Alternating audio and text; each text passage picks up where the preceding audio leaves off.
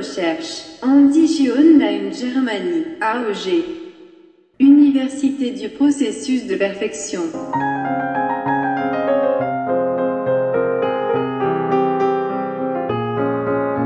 Thème de l'université. Thème 13.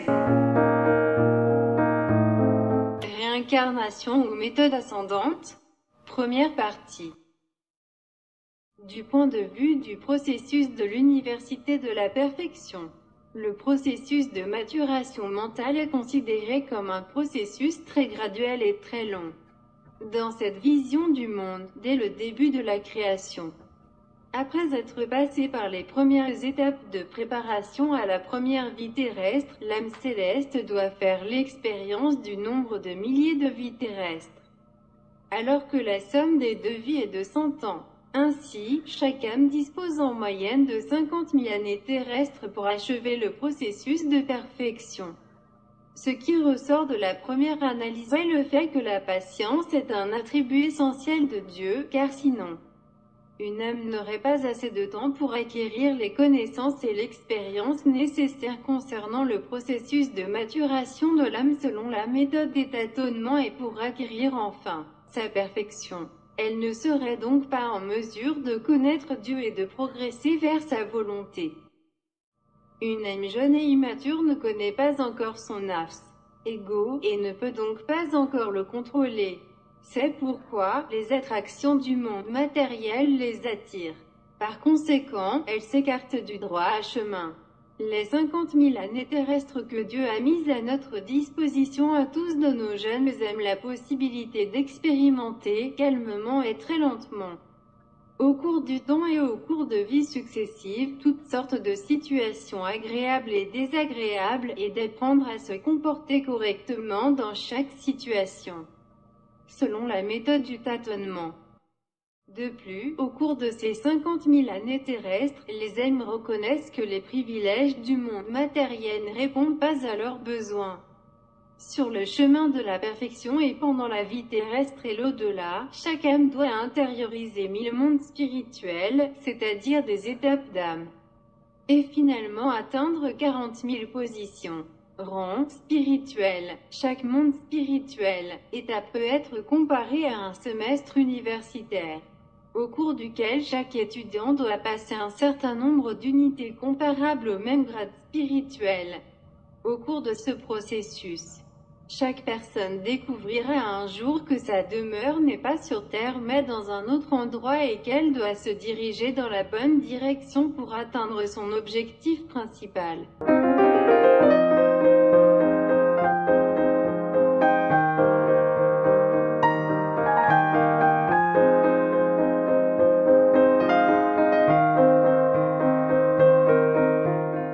Les actions de Dieu ne sont en aucun cas liées à la précipitation. Comme il est scientifiquement prouvé dans la création des multiverses, cette phase a duré des milliers de milliards d'années. De plus, selon les géologues, la formation de notre planète a pris près de 20 millions d'années. Il serait donc très imprudent de croire que les humains n'ont qu'une seule vie à leur disposition pour achever le processus de perfection. Il est judicieux d'accepter la doctrine de Maître Elahi qui fait référence à 1000 vies terrestres consécutives, car il sera alors possible de répondre aux questions qui mettent en cause la justice de Dieu. Si nous supposons que selon les rapports religieux, seuls les croyants vont au ciel, alors un habitant de la forêt amazonienne qui n'a même pas entendu parler de Jésus-Christ, de Zarathustra, de Bouddha, de Krishna, de Moïse ou de Mohammed demandera à Dieu: pourquoi ne m'as-tu pas fait naître dans une famille chrétienne, bouddhiste ou musulmane pour que je n'aille pas en enfer mais au ciel? Dans ce cas, quelle sera la réponse de Dieu? Comment Dieu répondra-t-il réellement à la question des drogués et des prostituées qui sont nés dans un bordel et ont été pris au piège du sexe forcé et de la toxicomanie depuis leur enfance et sont morts au même âge de différentes maladies sexuellement transmissibles? Ne vont-ils pas demander à Dieu: pourquoi ne nous as-tu pas fait venir au monde dans une famille décente mais dans un environnement aussi corrompu? où nous avons dû endurer toutes les souffrances et où nous devons maintenant aller en enfer après la mort parce que nous ne croyions pas en Jésus-Christ, ou en Mahomet? Pourquoi ne nous avez-vous pas donné la possibilité et le temps de nous améliorer?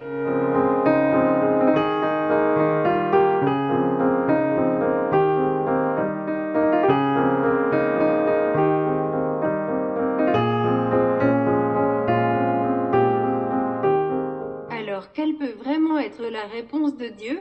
La question est de savoir si l'on peut s'attendre à une décision aussi déraisonnable de la part de Dieu. Un tel Dieu peut-il être juste et digne de louange? Il existe de nombreux problèmes aussi complexes auxquels on ne peut répondre dans une vision du monde fondée sur la théorie « un homme, une vie ». Pour répondre à la question de savoir quelle est la cause qui a conduit à la formation de la vision du monde susmentionnée, il faut se rappeler que la réincarnation n'a pas été en mesure d'analyser et de présenter scientifiquement tous les problèmes évoqués ci-dessus de manière raisonnable et complète en raison de ces interprétations erronées. Ainsi, les gens n'ont pas d'autre choix que de croire fermement à l'idée « un homme, une vie ». Ce n'est qu'après que Maître Elahi ait publié sa doctrine qu'il est lentement devenu clair pour certains explorateurs que cette vision du monde devait être considérée comme une version parfaite de la vérité concernant le Créateur, les créatures et toute l'existence. En développant la thèse « vie successive avec la méthode ascendante », Maître Elahi a réussi à montrer à ses semblables comment les âmes se transforment les unes en les autres dans les phases minérales, plantes et animales. Il explique également la nécessité de l'âme bacharique, terrestre, à la fin de cette série de transformations. Selon ses enseignements, cette âme est formée de plusieurs âmes animales perfectionnées, d'effets génétiques et de certains facteurs de ces facteurs de création.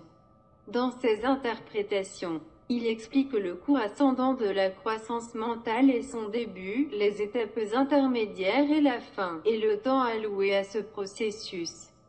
En outre, il nous explique clairement ce qui arrive à l'âme après chaque mort et après la fin du temps prévu et quel est le destin qui attend l'âme. Comme nous l'avons mentionné au début de cet article, le sujet du retour des âmes sur Terre a toujours été vague et mystérieux. Au mieux, il est devenu une réincarnation avec deux faiblesses majeures. Premièrement, la vie de l'âme sur Terre est illimitée dans la réincarnation. Deuxièmement, après avoir été séparée du corps précédent, l'âme peut immédiatement entrer dans les objets ou les corps qui sont à un niveau inférieur de maturité de l'âme. Outre les autres défauts de cette vision du monde, cette hypothèse ne définit pas un monde intermédiaire ou une vie après la mort. En outre, le manque d'un certain temps pour ce processus est un autre problème. Maître Elahi a résolu tous ces problèmes en présentant la thèse « processus de perfection avec la méthode ascendante » et en répondant à toutes les questions qui s'y rapportent. Dans la deuxième et la troisième partie de cet article, nous examinerons ce sujet plus en détail. Fin de la première partie. Recherche et enquête. Faramar Stabesh. Source. Travaux d'Ostad Elahi et le livre « L'être humain du point de vue de l'université du processus de perfectionnement ».